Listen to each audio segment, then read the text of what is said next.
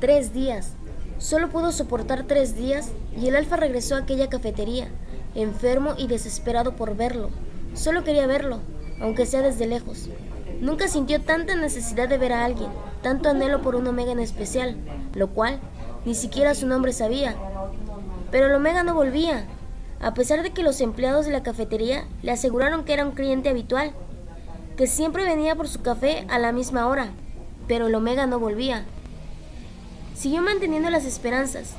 Ahora era un alfa que todos los días iba a la misma cafetería, de paredes de ladrillos y helechos colgantes. Se sentaba en la mesa junto a la ventana, esperando por un Omega, el cual dudaba si fue producto de su imaginación o si en realidad lo vio. Los empleados del café no tuvieron las agallas para decirle al alfa que aquella solitaria mesa era reservada. La horrible cicatriz en la cara, su porte serio y salvaje, solo creaba pavor a su alrededor. Fueron 6 días para ser exactos.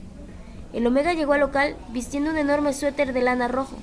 Se sacó el gorro negro y sus rebeldes mechones se acomodaron en su frente, ocultando así sus bellos ojos. Y se dirigió directamente a su mesa habitual. No esperó que encontraría a alguien más ocupando ese sitio. Era su lugar. Los empleados ya reservaban esa mesa solo para él. No lo hablaron, pero sabe que es la mesa del Omega Ángel, como lo llaman en susurros fallidos, en las que él bien podía escucharlos. Su mirada volvió a encontrarse con la del alfa. Ninguno dijo nada. Se sentó a su lado y esperó por su café. Por alguna rara e inexplicable razón, su presencia no le molestaba, e inconscientemente disfrutaba de la calidez de su cuerpo al tenerlo cerca. Cuando el camarero se retiró, el alfa le pasó 3 pequeños paquetes de azúcar y él las tomó. Me llamo Miu. El Omega lo miró a los ojos y admiró una vez más lo lindo que se ve cuando intenta verse suave, cuando todo él parece una cruel y despiadada bestia. Asintió ante el saludo y se concentró en revolver el azúcar en su taza de café con leche, humeando satisfactoriamente frente a él. Pasó 2 horas de una agradable tarde, dando una compañía silenciosa el uno al otro. El Omega se sentía cómodo, y mientras recordaba el grito desgarrador de los enemigos de su padre, quien fue uno de los que en aquella emboscada mató a su madre, imploraba por su compasión, mientras le perforaba su pecho con una lanza caliente. Miu admiraba su inocente belleza, sus abultados y siempre rojos labios, lo suave que se ve su piel y lo vulnerable que es, lo triste de su mirada, lo pequeño de su cuerpo, lo mucho que lo quería en sus brazos.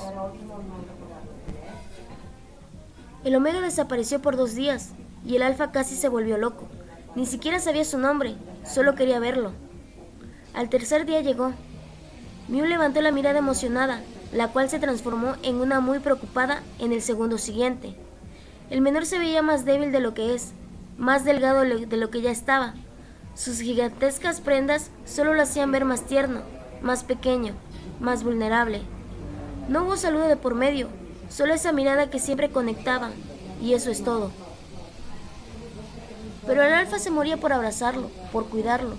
Siempre lo veía caminar totalmente solo bajo la suave lluvia, y si se atrevía a seguirlo, lo vería llegar a una casa pequeña, o bien desaparecería detrás de un lujoso auto que lo recoge en algún callejón oscuro.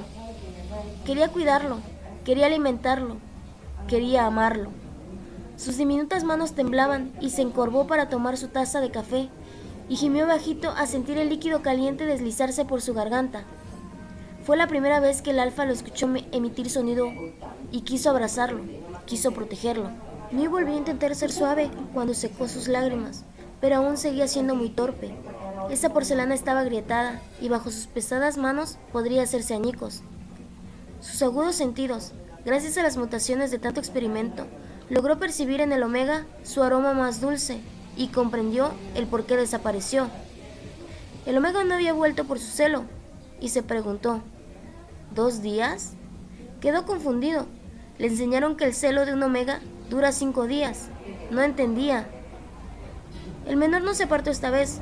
Dejó que el alfa secara sus lágrimas, mientras seguía pensando dónde se habrá escondido el cuarto y el último alfa que abusó de él.